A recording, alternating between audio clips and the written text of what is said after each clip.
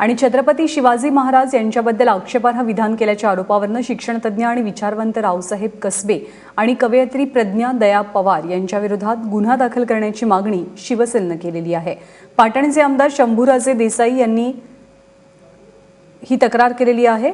तक्रार आज सकाळी त्यांनी दाखल केलेली आहे। जिल्हा पोलीस प्रमुखांची त्यांनी भेट घेतली आहे। 8 आणि 9 तारखेला पाटणमध्ये मराठी साहित्य परिषदेचं विभागीय साहित्य संमेलन पार पडलं।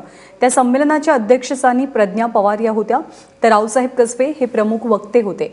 पण दोघांनीही शिवरायांचा अपमान करणारी वक्तव्य केल्याचा दावा शंभूराजे देसाई यांनी केला। आणि या प्रकरणी पाटणचे आमदार शंभूराजे देसाई यांच्याशी बातचीत केली आमचे प्रतिनिधी राहुल तपासे यांनी। आमदार साहेब, काय सांगाल तुम्ही, काय अर्ज केलाय नेमका? जे विभागीय साहित्य संमेलन पाटणला झालं, त्या साहित्य संमेलनाच्या अध्यक्षा श्रीमती प्रज्ञा पवार आणि तिथले प्रमुख वक्ते श्री रावसाहेब कसबे या दोघांच्याही भाषणामध्ये राष्ट्रपुरुषांचा आणि थोर व्यक्तींचा उल्लेख करताना त्यांनी बेजबाबदारपणानं अवमानकारकरित्या केलेला आहे अशी माहिती ही काही तिथल्या लोकांनी माझ्याकडे या ठिकाणी दिली। मला स्वतः त्या विभागाचा आमदार असताना देखील तिथलं निमंत्रण नसल्यामुळे मी तिथं हजर असण्याचा किंवा मी समक्ष स्वतः ऐकण्याचा प्रश्न नव्हता, परंतु केवळ 1-2 लोकांनीच मला ही माहिती दिली असं नाही, तर त्या विषयाची चर्चा संपूर्ण तालुक्यामध्ये दिवसभर या ठिकाणी सुरू होती। त्यामुळे कुठंतरी असं वक्तव्य केलं गेलेलं आहे याला पुष्टी मिळाली होती आणि सातत्यानं लोकांचे म्हणणं होतं की याच्यावरती कारवाई व्हावी।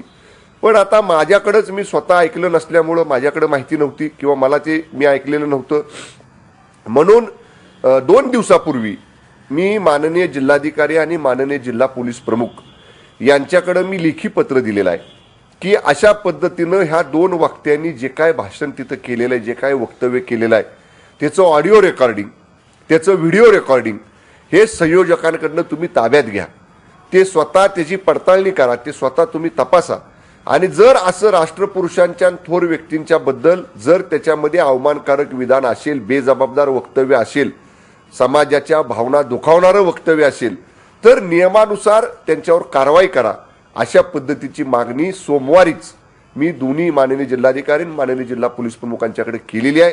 पण आज 3रा दिवस आहे, बुधवार आहे, अजून तरी कुठली कारवाई झालेली किंवा त्याच्यात काय नेमकं आहे ह्याची मला ना जिल्हाधिकाऱ्यांच्याकडून ना जिल्हा पोलीस प्रमुखांच्याकडून मला काही माहिती मिळालेली नाही। त्यांना अशा पद्धतीने हिडीस करणं, घाशा गुंडाळा लावणं हे योग्य आहे का? म्हणजे काय वाटतं तुम्हाला आमदार? हे पहा, कुणाला हकलून लावणं मुद्दाम कुणी करत नाही, त्याला काहीतरी कारण असतं आणि जर आपली अस्मिता असणाऱ्या व्यक्तिमत्वाबद्दल, आपल्याकडं आदराची भावना असणाऱ्या व्यक्तिमत्वाबद्दल जर अशी हेटाळणीपूर्वक जर विधान कुणी करत असेल, मानहानिकारक विधान कुणी करत असेल तर काय कुणी ठरवून त्यांना काय सांगितलेलं नाही जायला। समाज तिथले असणारे सगळे श्रोते प्रक्षुब्ध झाले असतील आणि त्याला कारणही तसं असेल आणि म्हणूनच कदाचित मग समोर असणारा श्रोता वर्ग, समोर असणारे लोकांच्या भावना आणि त्यांचा तीव्र झालेला उद्रेक पाहून कदाचित संयोजकाने सुद्धा त्याच्यामध्ये संमती दर्शवून मग तो कार्यक्रम त्यांचा थांबवून त्याला त्या ठिकाणून जायला सांगितलं असेल।